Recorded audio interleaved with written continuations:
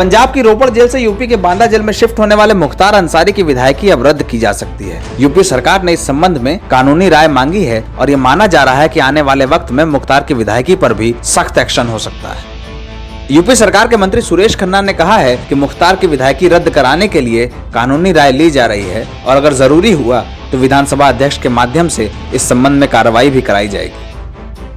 इससे पहले मुख्तार की तमाम अवैध संपत्तियों पर एक्शन के बीच वाराणसी के माफिया विरोधी मंच ने भी विधानसभा अध्यक्ष हृदय नारायण दीक्षित से मिलते हुए ये कहा था कि मुख्तार की सदस्यता को रद्द कराया जाए। माफिया विरोधी मंच ने अपनी दलील में कहा था कि मुख्तार अंसारी 60 से ज्यादा दिनों तक सदन की कार्रवाई में उपस्थित नहीं रहे हैं। ऐसे में आर्टिकल 190 के तहत उनकी सदस्यता को रद्द किया जा सकता है। 4 नवंबर 2020 के दिन मैंने विधानसभा अध्यक्ष जी से मिलकर के उत्तर प्रदेश के माफिया मऊ सदर के विधायक मुख्तार अंसारी की विधानसभा की सदस्यता खत्म करने के लिए एक याचिका दी थी।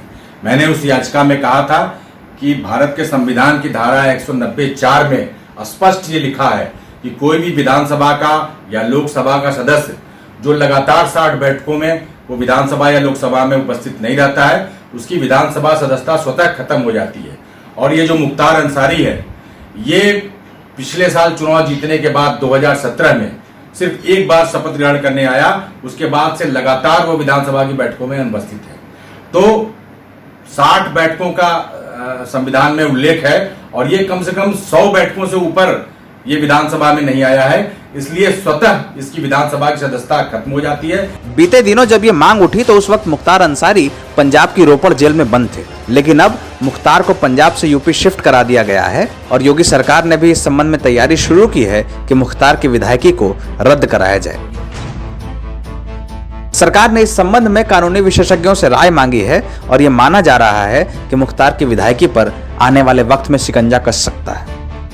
भारत के संविधान के अनुच्छेद 192 में व्यवस्था दी गई है कि यदि कोई माननीय सदस्य सदन की कार्यवाही से लगातार 60 दिन अनुपस्थित रहता है तो उसके विरुद्ध सदन कार्यवाही कर सकता है, माननीय सदन।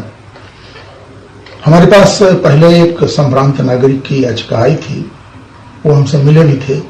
हमने उस पूरी याचिका का अध्ययन किया और अध्ययन करने के बाद उसे विधि विभाग से विधिक राय के लिए भेज रखा है। तो ये तो पुरानी याचिका का मामला है। अगर भारतीय जनता पार्टी की तरफ से कोई याचिका आती है तो उसका परीक्षण करवाकर और जब भी सदन आहूत होगा उस समय ही उसका निस्तारण हम कर सकते हैं, क्योंकि भारत के संविधान निर्माताओं ने सदन को यह अधिकार दिया है और हम सदन के न्यासी मात्र हैं। तो हम सदन का अधिकार अर्थात सदन में ही विषय आए ऐसा प्रबंध करेंगे जब सदन होगा।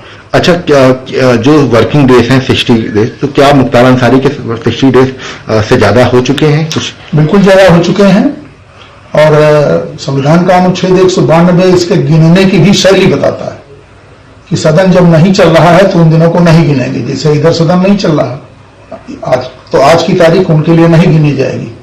जो जितने दिन सदन चला है उनको टोटल करके ही दिन गिने जाएंगे। बता दें कि हाल ही में बांदा की जेल में शिफ्ट हुए मुख्तार अंसारी को अब कानूनी दावपेचों का सामना करना पड़ सकता है। मुख्तार के खिलाफ साल 2000 में जेलर और डिप्टी जेलर पर हमला करने के एक मामले में आरोप तय करने के लिए एमपी एमएलए कोर्ट में पेशी होने जा रही है। कोर्ट ने 12 अप्रैल को मुख्तार अंसारी को तलब किया है और अब ये माना जा रहा है कि मुख्तार पर सख्त एक्शन कराया जा सकता है।